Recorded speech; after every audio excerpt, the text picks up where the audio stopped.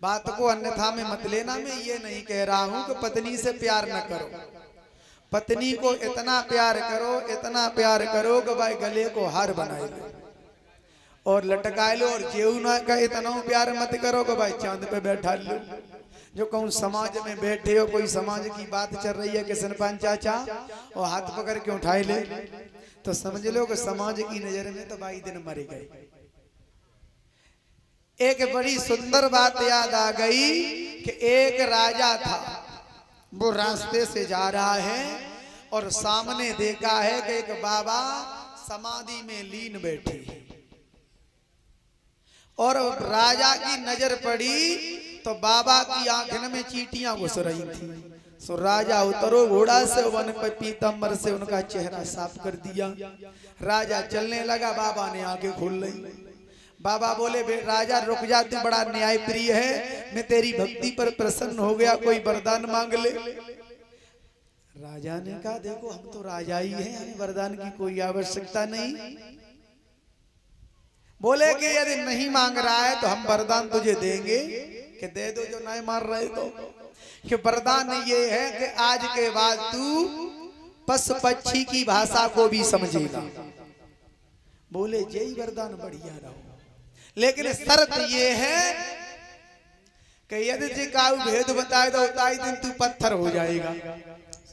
बोले हम किसी को बताएंगे ही नहीं।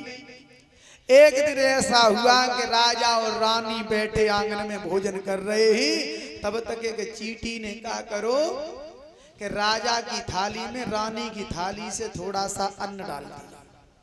चींटा बोला, ओरी पगली, तूने राजा का भोजन झूठा कर दिया। जो इतनी कही और राजा भाषा को समझता था, राजा ताली बजा के हंसने लगा। और जो राजा हंसो, सत्यपाल, जो राजा हंसो सोई एकदम से रानी बोली, पिया जब बताओ तुम हंसे काहे को। अब राजा जो जब बता तक हम हंसे काहे को, तो पत्थर के भय धरे। बोले नहीं महारानी, ऐसी कोई बात याद। बोले नहीं, बताना पड़ेगा कि क्यों हंसे। और इतनी हंसी गई, पीछे राजा ने नहीं बताई तो रानी जाएगी रूठ की पर रही। अब 3-4 दिन हो गए, रानी ने भोजन नहीं करो। राजा बोले जब मुसीबत और लग गई, कहूँ रानी मरी गई, बड़े भरियते।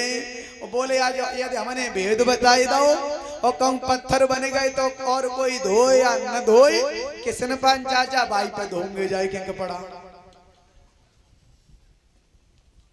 और कोई यू कहेगा कि जी राजा पत्थर बनेगा, जो बोले बनेगा से बनेगा जाए साफ निकलेंगे।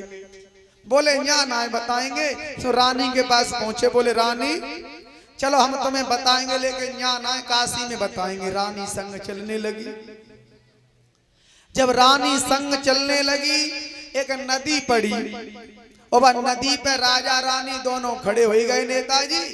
और वह नदी पे एक बकरियों का झुंड पानी पियन को आओ। जब पानी पियन के लिए आओ तो और वहां में पिए की और तो सब बकरियां व बकराई के संग चली गई, एक रह गई। अब जब रास्ते में पहुंच गए, बन गई काय जा एक कहां रह गई। सब लौट के आओ बकरा, बन गई काय सब चली गई, तू क्या ले रही है यहाँ पर। बकरिया बोली पिया, कहाँ कि वो फूल खाएंगे। कौन सा फूल? कि वो नदी में देखो एक लकड़ी है, बाई पर लगो है, कितना अच्छा फूल है। बोले तू जानती है, बस लकड़ी पे से हम फूल लेने के लिए जाएंगे, हम मर नहीं जाएंगे। सो हम कुछ नहीं जानते, हम फूल ही खाएंगे। बकरा को गुस्सा आई, अब बाने हुड्डे मारबो शुरू करिया, जो हुड्ड दे। अब बकरिया क्या पिया छोड़ दो, हम ना फूल खाएंगे। महाराज एक बार मां बकर दो, हम ना फूल खाएंगे। बकरा ने कही तू राजा समझ रही है, जो अपनी पत्नी के कैसे पत्थर बने हुए के लिए जा रहो। राजा को बड़ी बुरी लगी।